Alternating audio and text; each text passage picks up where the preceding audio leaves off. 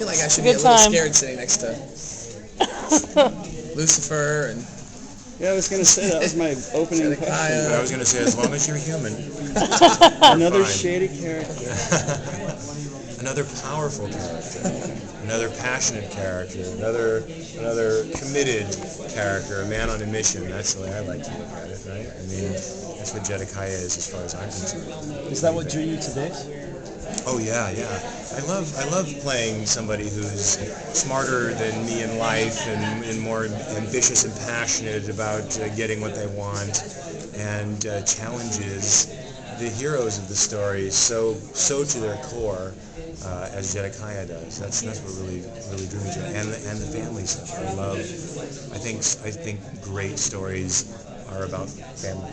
You know, whether it's Stephen trying to fit into the Tomorrow People as a family, or trying to negotiate his way through his human, elements. It's family. It all comes down to me. It's all well So do you find that when you're looking at a character, you can't really judge the character at all in order to play them? Yeah, I agree with that. I think that as an actor, you have to get morally behind your character, and you can't judge them. You can say intellectual. I could say, well, it seems like there's elements of envy in Zedekiah, but to me, the most important thing is to act the mission and understand the threat and act accordingly and get morally behind what I do. Yeah, you can't judge the character. That's up to you guys. You guys watch it and say, he's a bad guy, man. Or he's not. Or there's these other elements to him that I think are totally understandable. That's what I like about it, is everybody has the right kind of argument in this. Their side is right, my side is right, and two rights butting up against each other, and let's see who wins. To put you on the spot again, can you talk about casting? Well, I can, in that there's always a wish list you make of like people that you want to see play certain parts, and Mark's name was at the top of the list, but then you think, okay, well, we'll never get that person.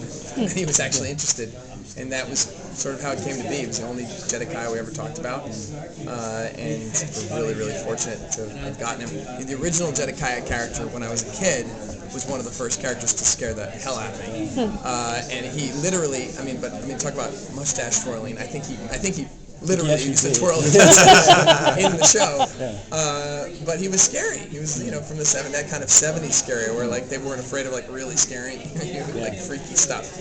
And it's been nice to sort of like actually pay homage to that with somebody who can play that.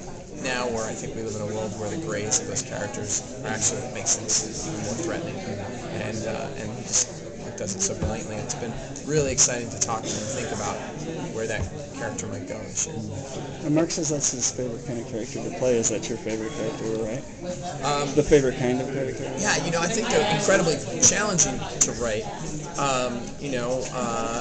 But yeah, since I was a kid, watching things like Lost in Space and Professor, it was like there was always like that character who you're like, oh my God, is he good? Is he bad? What's he gonna do? They're very rewarding for the audience in these kind of shows. But they're really challenging to write.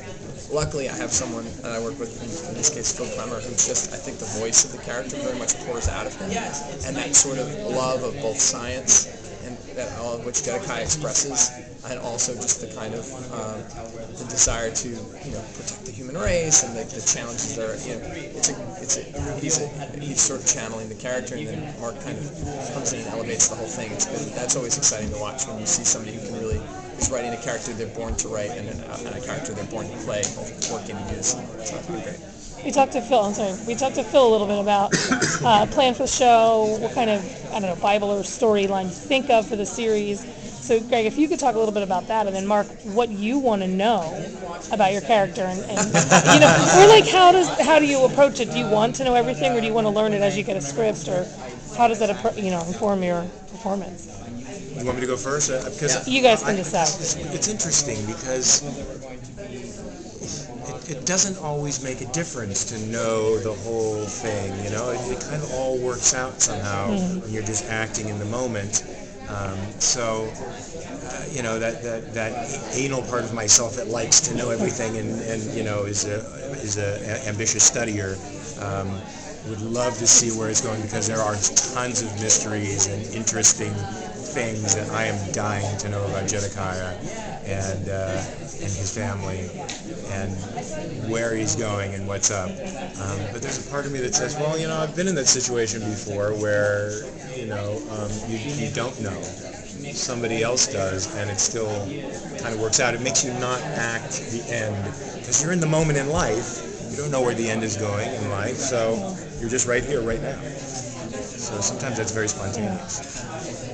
We always have certain things in mind, signposts that you write toward. But I think part of the great thing about a TV show is it's really an evolving thing. So you watch dailies, you see episodes, and you start to realize, like, oh gosh, let's go in that direction, let's take it that way. And I mean, just in watching the pilot or making the pilot, we started to realize that, like, wow, we can actually, with this character, we really can live in that world of gray, and we can move back and forth. I think the fun of Zedekiah over the arc of this first year will be, whose side is he really on? Is he on his own side? Is he on the side of the organization he works for? Is he on the side of humanity? Whose side is that person on? And just when we sort of think one thing, maybe it's the other. And so that's I think for a lot of people who watch the pilot, the most rewarding part is the kind of twist at the end that he's related to our hero, and that uncle relationship.